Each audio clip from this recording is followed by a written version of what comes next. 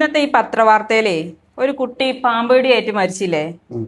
അതിനെക്കുറിച്ച് സാറിന് എന്താ പറയാനുള്ളത്? തീർത്തും നിർഭാഗ്യകരമെന്ന് മാത്രമേ അതിനെപ്പറ്റി പറയാൻ പറ്റുകയുള്ളൂ. നമ്മൾ നമ്മളുടെ ആരോഗ്യ മേഖലയിൽ നിന്ന് ഇതിൽ കുറച്ചുകൂടി മെച്ചപ്പെട്ട രീതിയിലുള്ള ഒരു ഓ, ഇതാണ് നമ്മൾ പ്രതീക്ഷിച്ചിരുന്നത്. ഇത് നമ്മളെ നിരാശപ്പെടുത്തുന്ന ഒരു രീതിയിലായിപ്പോയി ഈ ആ പേഷ്യൻസിന് ലഭിച്ചിട്ടുള്ള പരിചരണം എന്ന് വേണം പറയാൻ. അതിൻ്റെ ഒരുപക്ഷെ കാരണം നമ്മളുടെ വൈദ്യ വിദ്യാഭ്യാസത്തിൽ തന്നെയുള്ള ചില ലൂപ്പ് ഹോൾസാണ്. കാര്യം വലിയ ഭണ്ഡാര പുസ്തകങ്ങളെല്ലാം പഠിച്ചാണ് MBBS കഴിച്ച് പുറത്തിറങ്ങുന്നത്. പക്ഷേ ക്രിട്ടിക്കൽ ഇമ്പോർട്ടൻസ് ഉള്ള ചില സംഗതികളിൽ വേണ്ടത്ര എക്സ്പോഷർ ഈ വിദ്യാർത്ഥികൾക്ക് ലഭിക്കുന്നില്ല എന്നുള്ളതാണ് ഒരു ഒരു വസ്തുത. ഇപ്പോൾ ഉദാഹരണമായിട്ട് ഇപ്പോൾ പാമ്പ് കടി, അല്ലെങ്കിൽ വേറൊന്ന് പോയ്സണിങ്, ഇപ്പം അതായത് സൂയിസൈഡൽ പോയ്സണിങ്, അല്ലെങ്കിൽ വെള്ളത്തിൽ വീട് അപകടത്തിൽപ്പെട്ട കേസുകൾ. ഇങ്ങനെയുള്ള കേസുകൾ മാനേജ് ചെയ്യുന്നതിന് വ്യക്തമായ രീതിയിലുള്ള പരിശീലനം നമ്മളുടെ പാസ്സായി വരുന്ന കുട്ടികൾക്കില്ല എന്നുള്ളതാണ് ഒരു സംഗതി.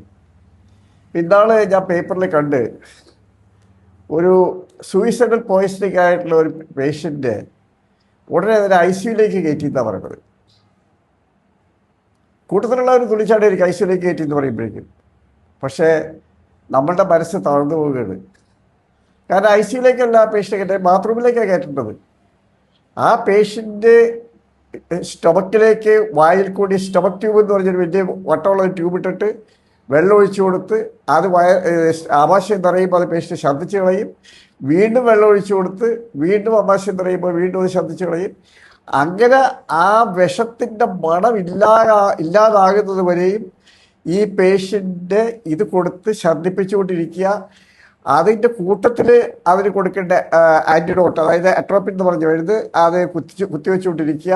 അതിൻ്റെ പേഷ്യൻ്റെ കണ്ണിൻ്റെ പ്യൂപ്പിൾ നമ്മൾ ഒബ്സർവ് ചെയ്തുകൊണ്ടിരിക്കുക. പ്യൂപ്പിൾ ഡയലേറ്റ് ചെയ്തിരിക്കുന്ന രീതിയിൽ ആ പേഷ്യൻ്റ് അട്രോപ്പിൻ കൊടുത്തുകൊണ്ടിരിക്കണം. ഇതിന് പകരം ഈ പേഷ്യൻ്റ് ICUലേക്കാണ് കയറ്റുന്നത്. എന്താണ് ICUയിൽ അവർ ചെയ്യാൻ പോകുന്നത്? ഈ വിഷം പേഷ്യൻ്റ് വയറ്റിൽ കിടക്കുകയാണ്. ഈ വിഷം വയറ്റിൽ കിടത്തിന് ആൻറ്റിബയോട്ടിക് കൊടുക്കുകയാണ്. എന്താ ചെയ്യുന്നത് എനിക്ക് മനസ്സിലാവുന്നില്ല. അപ്പോൾ ഇതേ രീതിയിലുള്ള മാനേജ്മെൻറ്റാണ് ചിലപ്പോൾ പല സ്ഥലങ്ങളിലും നമുക്ക് നിരക്ഷരായ ബന്ധുക്കൾ ഇത് കാണുമ്പോൾ ICUലേക്ക് കയറ്റിയില്ലേ ഇപ്പോൾ രക്ഷപ്പെടും എന്നുള്ള രീതിയിലാണ് അവർ വിചാരിച്ചിരിക്കുന്നത്. അങ്ങനെയുള്ള പല വിഡ്ഢിത്തരങ്ങളും നമ്മുടെ ഡോക്ടർമാർ കാണിക്കുന്നുണ്ട്. അതിൻ്റെ ഒരു ഭാഗമായിട്ടാണ് ഇപ്പം എനിക്കിത് തോന്നിയിട്ടുള്ളത്.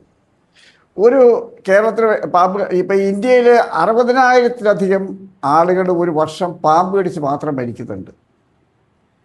അതിൽ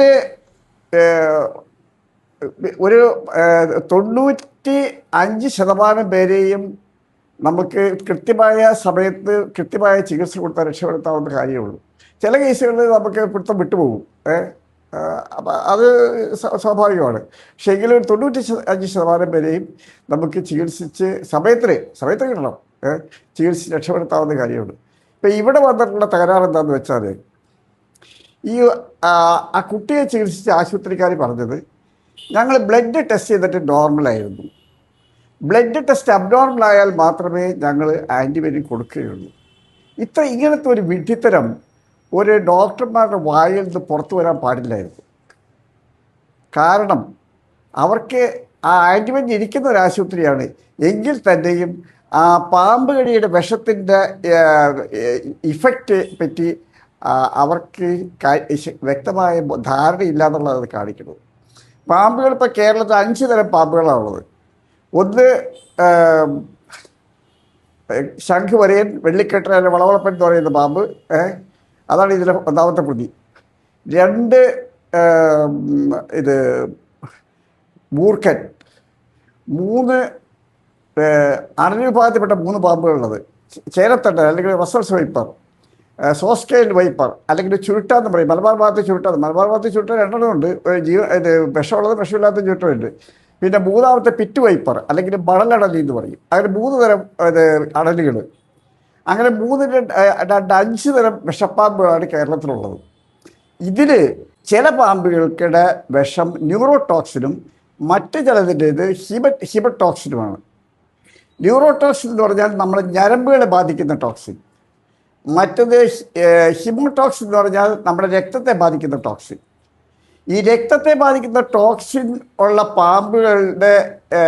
പാമ്പുകൾ കടിച്ചാൽ മാത്രമേ ഈ രക്തത്തിൽ മാറ്റം വരികയുള്ളൂ.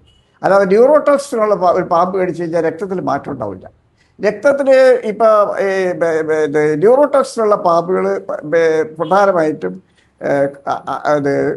മൂർഖനും ശംഖുവരയിലുമാണ്. മറ്റത് അണലികൾ, ഹിമറ്റോക്സിൻ. ഈ അണലിപ്പാമ്പ് കടിച്ചാൽ അത് രക്തം കട്ട പിടിക്കുന്ന സ്ഥിതിയിലേക്ക് പോകും. രക്തം കട്ട പിടിച്ചു കഴിഞ്ഞാൽ ആ രക്തം കട്ട പിടിക്കുന്ന ഘടകങ്ങളൊക്കെ ഇല്ലാതെയാവും. അങ്ങനെ വരുമ്പോൾ ബാക്കിയുള്ള രക്തം എടുത്ത് നമ്മൾ ക്ലോട്ട് ചെയ്യുന്ന ടൈം നോക്കി കഴിഞ്ഞാൽ അത് പെട്ടെന്ന് ക്ലോട്ട് ചെയ്യില്ല. അപ്പോൾ നമുക്കറിയാം ഇത് അണലി വർഗത്തിൽപ്പെട്ട ഒരു പാമ്പ് കടിച്ചാണെന്നുള്ളത് നമുക്കറിയാം. അതേസമയം മൂർഖനോ ശംഖുവരയനോ കടിച്ചാൽ ഇങ്ങനെയുള്ള പ്രശ്നം ഉണ്ടാവുന്നില്ല. ശംഖുവരയൻ്റെ വിഷത്തിൽ ഹിമോടോക്സിനും ഉണ്ട്, ന്യൂറോടോക്സിൻ. പക്ഷേ മെയിനായിട്ടുള്ളത് ന്യൂറോടോക്സിനാണ്. ഹിമോടോക്സിൻ വളരെ ചെറിയ അളവിൽ മാത്രമേ ശംഖുവരയിലുള്ളൂ. അപ്പോൾ പ്രധാനമായിട്ട് ന്യൂറോടോക്സിൻ തന്നെയാണ് ശംഖുവരയൻ്റെ പുറത്ത് വരിക. ഇപ്പോൾ നമ്മളൊരു പാമ്പ് കടിച്ച ഒരു പേഷ്യൻ്റ് ഒരു ആശുപത്രിയിൽ ചെന്നാൽ, അല്ലെ എന്തെങ്കിലും കടിച്ചായിട്ട് കൂട്ടിക്കോട്ടെ, ഒരു ആശുപത്രിയിൽ ചെന്നാൽ ആ ചികിത്സിക്കുന്നവർ പ്രധാനമായിട്ട് നോക്കേണ്ടത് ഒന്ന് കടിച്ചെന്ന് പറയുന്ന സ്ഥലത്ത് നോക്കുക. രണ്ടാമത്തത് പാമ്പുകളുടെ ലക്ഷണങ്ങൾ നോക്കുക. മൂന്നാമത്തത് ഇതുപോലത്തെ ബ്ലഡ് ടെസ്റ്റ് ചെയ്യുക. അപ്പോൾ ഇത് നോക്കിക്കഴിഞ്ഞാൽ ഓരോ പാമ്പ് കടിക്കും അതിൻ്റെതായ ലക്ഷണങ്ങൾ ഉണ്ട്. ഇപ്പം കടിച്ച സ്ഥലം തന്നെ നോക്കിയാൽ ശംഖുവരയെ കടിച്ചാൽ അവിടെ ഒന്നും കാണില്ല. ചിലപ്പോൾ വേദന പോലും ഉണ്ടാവില്ല ശംഖുവരയെ കടിച്ചാൽ. പക്ഷേ ശംഖുവരേൻ്റെ വിഷമാണ് ഏറ്റവും ശക്തി കൂടിയ വിഷം. ഈ 5 പാമ്പുകളിൽ ഏറ്റവും ശക്തി കൂടിയ വിഷത്തെ ഏകദേശം 5 മില്ലി ഉണ്ടെങ്കിൽ തന്നെ ഒരാൾ മരിക്കും. 5 മില്ലിഗ്രാം, 5 ഗ്രാമല്ല 5 മില്ലിഗ്രാം ഉണ്ടെങ്കിൽ തന്നെ ഒരാൾ മരിക്കും. ശംഖുവരേൻ്റെ ഏറ്റവും ശക്തി കൂടിയ വിഷമാണ്. അത് കഴിഞ്ഞിട്ടുള്ള വിഷം സോസ്കെയിൽഡ് വൈപ്പറിൻ്റെയാണ്. പക്ഷേ സോസ്കെയിൽഡ് വൈപ്പറിൻ്റെ ഒരു വ്യത്യാസം എന്താണെന്ന് വെച്ചാൽ സോസ്കെയിൽഡ് വൈപ്പർ അധികം വളർച്ച ഒരു 1.5 നീളം അത് ചുട്ടാന്ന് പറഞ്ഞ് ഈ പാമ്പ് 1.5 നീളമൊക്കെ സാധനം ഉണ്ടാവുള്ളൂ. അപ്പോൾ അതിനനുസരിച്ചുള്ള വിഷം. പക്ഷേ ആ വിഷം തന്നെ മതി ആളെ കൊല്ല, ധാരാളം മതി. ആളെ കൊല്ലാതെ മതി. അവർ 15 മില്ലിഗ്രാം 12 മില്ലിഗ്രാം 15 മില്ലിഗ്രാം ഉണ്ടെങ്കിൽ ഒരു ആളെ കൊല്ലും സോസ്കെയിൽഡ് വൈപ്പറിൻ്റെ. പിന്നെയുള്ളത് മൂർഖൻ്റെ വിഷവും ഏകദേശം ഒരു 15-20 മില്ലി ഉണ്ടെങ്കിൽ ആളെ കൊല്ലാൻ പ്രാപ്തമാണ്. പിന്നെയുള്ളതാണ് ഈ വസൽസ് വൈപ്പർ അല്ലെങ്കിൽ ചേനത്തണ്ട് എന്ന് പറഞ്ഞത്. ചേനത്തണ്ടിന് ഉള്ള പ്രത്യേകത എന്താ വെച്ചാൽ സാധാരണ രീതിയിൽ വലിയ പാമ്പായിരിക്കും. അത് ചെറിയ പാമ്പുകളായിരിക്കില്ല. അത് കടിച്ചു കഴിഞ്ഞാൽ ശരിക്കും അത് പിരിഞ്ഞു കുത്തും. അത് കടിച്ചാൽ അങ്ങനെ വരുമ്പോൾ ആ വിഷം മുഴുവനും ശരീരത്തിലേക്ക് കടക്കും. അപ്പോൾ വളരെ അധികം വിഷം ഈ ചേനത്തണ്ട് കടിച്ചു കഴിഞ്ഞാൽ ശരീരത്തിലേക്ക് കടക്കാൻ സാധ്യതയുണ്ട്. പിന്നെയുള്ളത് സോസ്കെയിൽഡ് വൈപ്പർ. പിറ്റ് വൈപ്പർ ആണെങ്കിൽ പിറ്റ് വൈപ്പർ സാധാരണ നമ്മളിവിടെ കാണുന്ന പിറ്റ് വൈപ്പർ അത്രയധികം ശക്തിയുള്ളതല്ല. അത് സാധാരണ രീതിയിൽ കുറവായി കാണാറുള്ളൂ. കടിച്ചാലും അത്ര സീരിയസ് ആയിട്ടുള്ള ഇതിലേക്ക് സാധാരണ രീതിയിൽ പോകാറില്ല പിറ്റ് വൈപ്പർ കടിച്ചാൽ. അപ്പം ഈ കടിക്കുന്ന പാമ്പ് ഏതാണെന്ന് തിരിച്ചറിയാൻ സ്ഥലം നോക്കിയാലും പിന്നെ ലക്ഷണങ്ങൾ നോക്കിയാലും ഏറെക്കുറെ മനസ്സിലാവും. കടിച്ച സ്ഥലം നോക്കിയാൽ ചിലപ്പോൾ 2 പല്ല് ഉണ്ടായിട്ടുള്ള ഒരു ഇതാണെന്ന് കണ്ടു കഴിഞ്ഞാൽ അത് മിക്കവാറും വിഷമുള്ള പാമ്പാണ്. ഒരു 4, 5, 6 പല്ലുകൾ ഉണ്ടെങ്കിൽ ഒരു പക്ഷേ അത് നമുക്ക് പറയാൻ പറ്റില്ല. കാരണം വീണ്ടും ആ പാമ്പ് കടിച്ചാൽ 1-ലധികം പല്ല് 2-ലധികം പല്ല് കാണും. പക്ഷേ എങ്കിലും നമുക്കത് ഒരു വിഷമില്ലാത്ത പാമ്പ്. പിന്നെ കടിച്ച സമയം, കടിച്ച സ്ഥലം ഇതെല്ലാം വെച്ച് നോക്കുമ്പോഴും നമ്മൾക്കത് വെള്ളത്തിൽ വെച്ചാൽ കടിയുണ്ടെങ്കിലും ഒരു പക്ഷേ വിഷമില്ലാത്ത പാമ്പായിരിക്കാം. അപ്പോൾ അതെല്ലാം നമ്മളതിൽ കണക്കിലെടുക്കണം. കടിച്ച ഭാഗം നോക്കിയാൽ ഇത് വിഷമുള്ള പാമ്പാണോ അല്ലയോ എന്നുള്ളത് ഒന്ന് എത്ര പല്ലിൻ്റെ പാടുണ്ടെന്നുള്ളത് ഒന്ന്. രണ്ടാമത്തത് അവിടെ വേദനയുണ്ടോ, അവിടെ നീരുണ്ടോ, അവിടെ ബ്ലിസ്റ്റേഴ്സ് ഫോം ചെയ്തിട്ടുണ്ടോ, അതായത് പൊള്ളപ്പുണ്ടായിട്ടുണ്ടോ, ഈ സംഗതികളാണ് പിന്നെ അടുത്ത് നോക്കേണ്ടത്. ശംഖുവരയം കടിച്ച സ്ഥലത്ത് ചിലപ്പോൾ ഒന്നും കാണില്ല, യാതൊന്നും കാണില്ല. പേഷ്യൻ്റ് ഒരു വേദന ഉണ്ടാവില്ല, ഒന്നും ഉണ്ടാവില്ല. പക്ഷേ അവൻ ഭയങ്കര അപകടകാരിയാണ്. മൂർഖനാണ് കടിച്ചതെങ്കിൽ ആ ഭാഗത്ത് കുറച്ച് വേദന ഉണ്ടാവും, ചെറിയ നീരൊക്കെ ഉണ്ടാവാം. ബാക്കി കൂടുതൽ പ്രശ്നങ്ങൾ അവിടെ ആ ഭാഗത്ത് കാണില്ല, മൂർഖനാണ് കടിച്ചെങ്കിൽ. അതേസമയം അണലി കടിച്ചതാണെങ്കിൽ, അതായത് മറ്റേ ചേരത്തണ്ടൻ റസൽ സ്വൈപ്പർ കടിച്ചാണെങ്കിൽ നീരുണ്ടാവും, ശക്തിയായിട്ടുള്ള വേദന ഉണ്ടാവും. പിറ്റുവൈ മറ്റേ ഹോസ്റ്റൽ വൈപ്പറാണ് ചുരുട്ട കടിച്ചതാണെങ്കിലും കുറേയൊക്കെ നീരുണ്ടാവും. ഈ ചേരത്തണ്ടൻ കടിച്ച അത്രയും നീരും ഇതുണ്ടാവില്ല, പക്ഷേ വേദനയ്ക്ക് കുറേ ഒരു വിധമായിട്ടുള്ള രീതിയിൽ വേദനയ്ക്ക് ഉണ്ടാവും. പിറ്റുവൈപ്പറാണെങ്കിലും അത്ര കാര്യമായിട്ടുള്ള ലോക്കലായിട്ടുള്ള ലക്ഷണങ്ങൾ അത് കാര്യമായിട്ടുണ്ടാവില്ല. അപ്പം ഇത് നോക്കിക്കഴിഞ്ഞാൽ നമുക്ക് ഏറെക്കുറെ ഏത് പാമ്പാണ് കടിച്ചതെന്നുള്ളതിന് ഒരു ഊഹം. പിന്നെ ലക്ഷണങ്ങൾ, മൂർഖനോ ശംഖുവരയനോ കടിച്ചാൽ എപ്പോഴും ന്യൂറോടോക്സിൻ ആണെന്ന് പറഞ്ഞല്ലോ. ന്യൂറോടോക്സിൻ എന്ന് പറഞ്ഞു കഴിഞ്ഞാൽ നമ്മളുടെ മസിൽസിനെ തളർത്തുന്ന ടോക്സിൻ. നമ്മുടെ മസിൽസ് ആക്ട് ചെയ്യുന്നത് ഇപ്പോൾ എങ്ങനെയെന്ന് വെച്ച് കഴിഞ്ഞാൽ, നമ്മുടെ മസിൽസിലേക്ക് ശരീരത്തിനോ അല്ലെങ്കിൽ സ്പൈനൽ കോഡിൽ നിന്നോ അല്ലെങ്കിൽ തലച്ചോറിൽ നിന്നോ വരുന്ന ഞരമ്പുകളുണ്ട്, നെർവ്സ്. ആ നെർവ്സ് എന്ന മസിൽസിൽ എൻഡ് ചെയ്യുന്ന ഭാഗത്ത് സിനാപ്സ് എന്ന് പറയും. ആ ഭാഗത്ത് ഈ നെർവുകളിൽ കൂടി ഒരു ഇലക്ട്രിക്കൽ ഇമ്പൾസാണ് പാസ് ചെയ്ത് വരിക. ആ ഇലക്ട്രിക്കൽ ഇമ്പൾസ് അവിടെ എത്തുമ്പോൾ അവിടുത്തെ അസറ്റൈൽ കോളിൻ എന്ന് പറഞ്ഞൊരു കെമിക്കൽ അവിടെ പ്രൊഡ്യൂസ് ചെയ്യും. ഈ അസറ്റൈൽ കോളിനാണ് നമ്മളെ ഈ മസിൽസ് കൺട്രാക്ട് ചെയ്യാതെ മസിൽസ് ആക്ട് ചെയ്യാനായിട്ട് അതിൻ്റെ കാരണമായിട്ടുള്ള കെമിക്കൽ അസറ്റൈൽ കോളിൻ. അപ്പോൾ ഈ അസറ്റൈൽ കോളിൻ ഉണ്ടായാൽ ഉടനെ തന്നെ അവിടെയുള്ള വേറെ എൻസൈം ഉണ്ട്, കോളിൻ എസ്റ്ററേസ് എന്ന് പറയുന്ന എൻസൈം. ഈ കോളിൻ എസ്റ്ററേസ് എന്ന് പറഞ്ഞ എൻസൈം ഈ അസറ്റൈൽ കോളിനെ നശിപ്പിച്ച് കളയും ഉണ്ടായ ഉടനെ തന്നെ. അതായത് അതിൻ്റെ ആക്ഷൻ കഴിഞ്ഞാൽ അപ്പം തന്നെ നശിപ്പിക്കും. അല്ലെങ്കിൽ ഇങ്ങനെ നമ്മൾ ഇത് മസിൽസ് ഇങ്ങനെ കൺട്രാക്ട് ചെയ്തുകൊണ്ടിരിക്കും. ടെറ്റൻസ് സംഭവിക്കുന്നത് അതുപോലെ ഇങ്ങനെ കൺട്രാക്ട് ചെയ്തുകൊണ്ടിരിക്കും. അപ്പോൾ ഈ കോളിൻ എസ്റ്ററേസ് അതിനെ നശിപ്പിച്ച് കളയും.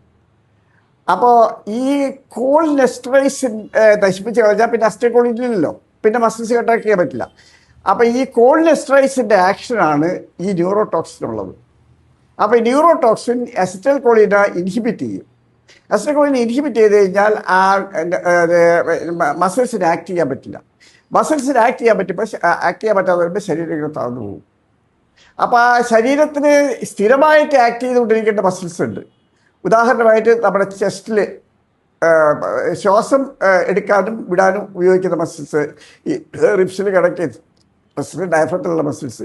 ഈ മസിൽസ് ആക്ട് ചെയ്യാതെ, അതായത് നമ്മൾ പാരാലിസിസ് എന്ന് പറയുക, മസിൽസിൻ്റെ പാരാലിസിസ് ആക്ട് ചെയ്യാതെ വന്നു കഴിഞ്ഞാൽ നമുക്ക് ശ്വാസം എടുക്കാൻ പറ്റില്ല. പിന്നെ കണ്ണിൻ്റെ പോളകളിലേക്ക് വരുന്ന മസിൽസ് ആക്ട് ചെയ്യാതെ വന്നാൽ കണ്ണിൻ്റെ പോള ഇങ്ങനെ പതുക്കെ ഇങ്ങനെ തൂകും. അപ്പോൾ ഈ ന്യൂറോടോക്സിൻ ഉള്ള ഒരു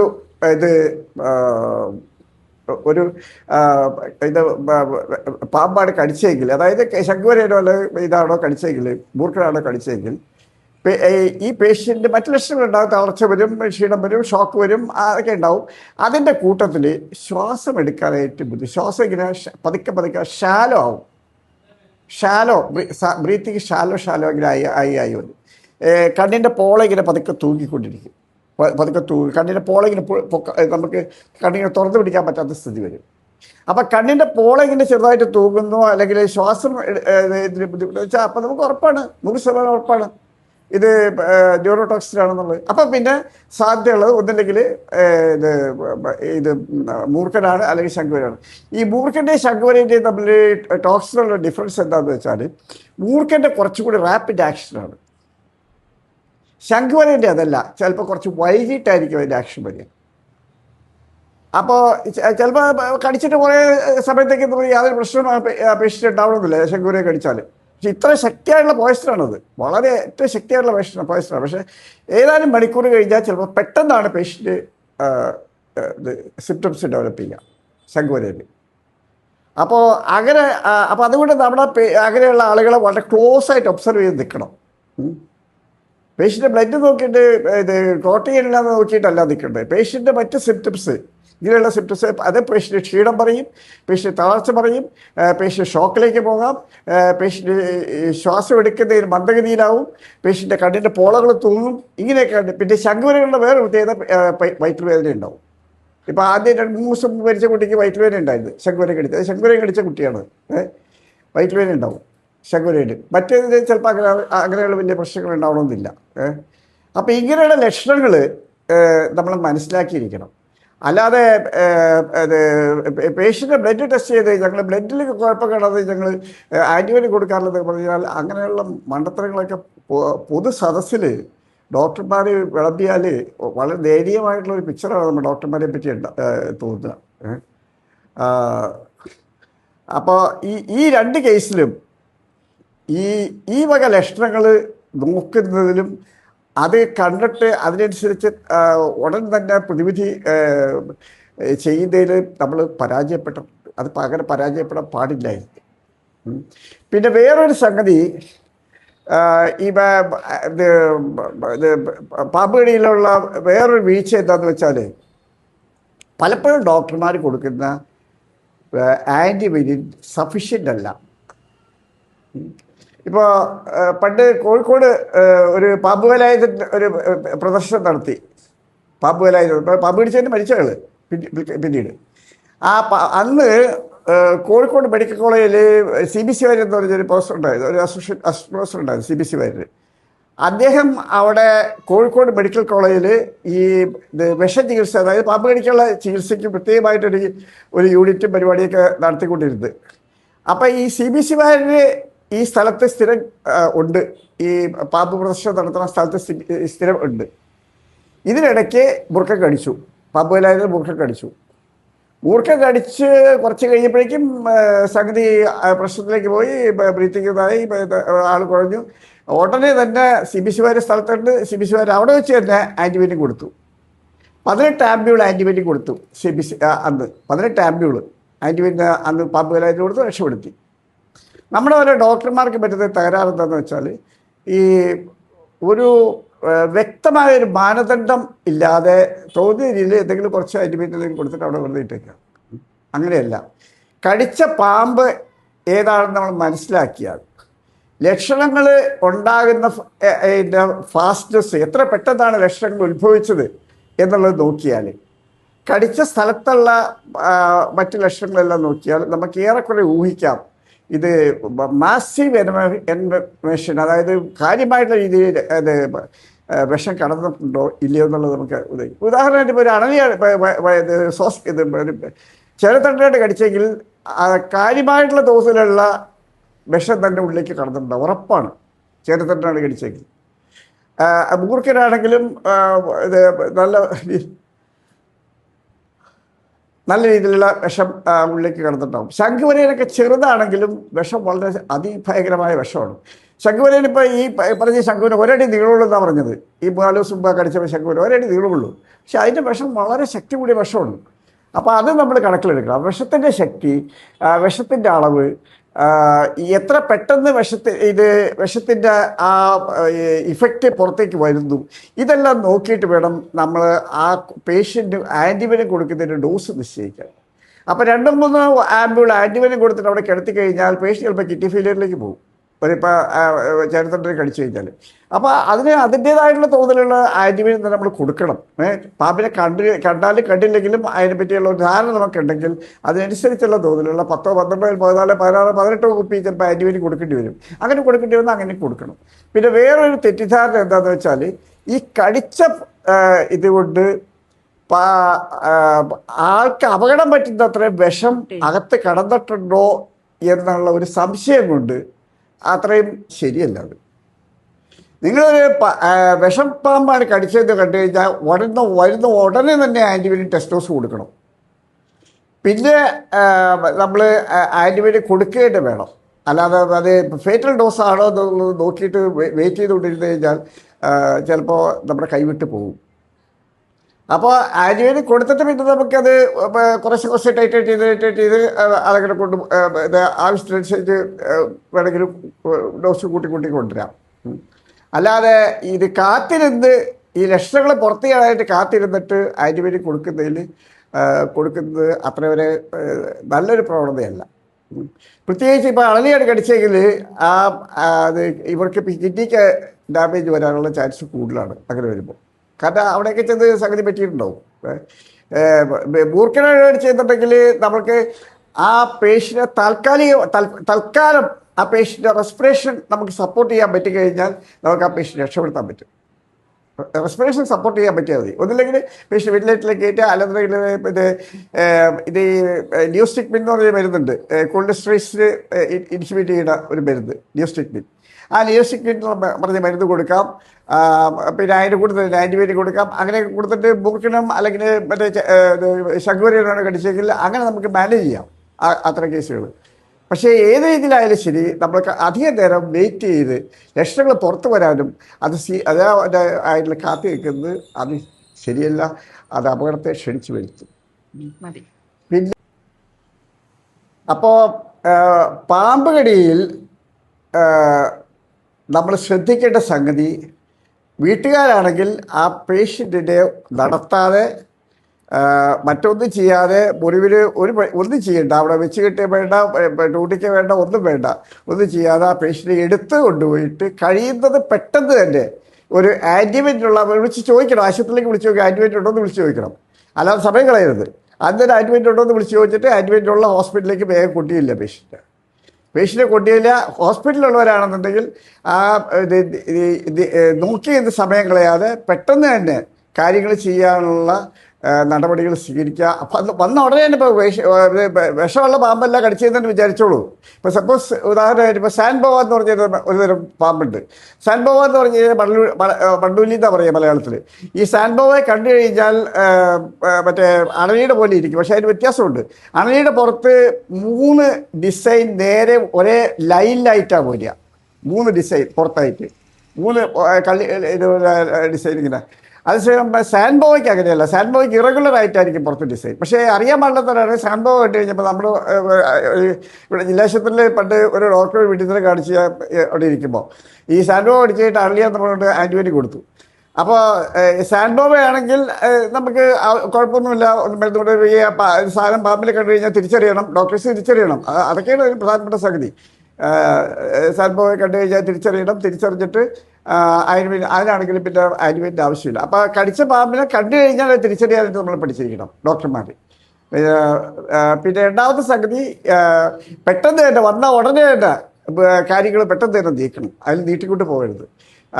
പിന്നെ ഒരു പേഷ്യൻറ്റിന് ഇനി അഥവാ ഇപ്പോൾ മൂർഖൻ കടിച്ചവരാണെങ്കിൽ റെസ്പിറേറ്ററി ഫെയിലിയർ, അതായത് പാരാലിസിസ് വന്നിട്ട് റെസ്പിറേഷൻ ഇല്ലാതെ ആ പേഷ്യൻ്റ് ഇമ്മീഡിയറ്റ് ആയിട്ട് വെന്റിലേറ്ററിലേക്ക് കയറ്റാനുള്ള സൗകര്യങ്ങൾ ചെയ്യണം. വെന്റിലേറ്റർ ഇല്ലാതെ അത് ഇലിയോസ്റ്റിക് എന്നുള്ള മരുന്ന് കൊടുത്തിട്ട് വെന്റിലേറ്ററിൽ ഉള്ള സ്ഥലത്തേക്ക് റെഫർ ചെയ്യണം, അങ്ങനെയുള്ള കേസുകൾ. പക്ഷേ നമ്മൾ സഫീഷ്യൻ്റ് ആയിട്ടുള്ള ആൻറ്റിബയോട്ടിക് കൊടുത്തിരുന്നെങ്കിൽ ആ പേഷ്യൻ്റ് ഈ ഇതുപോലെ റെസ്പിറേറ്ററി ഫെയിലിയർ, അതായത് ശ്വാസം എടുക്കാനുള്ള പ്രശ്നങ്ങളൊക്കെ വരില്ല. പേഷ്യൻ്റ് അല്ലാതെ തന്നെ പേഷ്യൻ്റ് നമുക്ക് സേവ് ചെയ്യാൻ പറ്റും. സഫീഷ്യൻ്റ് ആയിട്ടുള്ള ആൻറ്റിബയോട്ടിക് കൊടുക്കും. അതാണ് ഏറ്റവും പ്രധാനപ്പെട്ട ഒരു സംഗതി.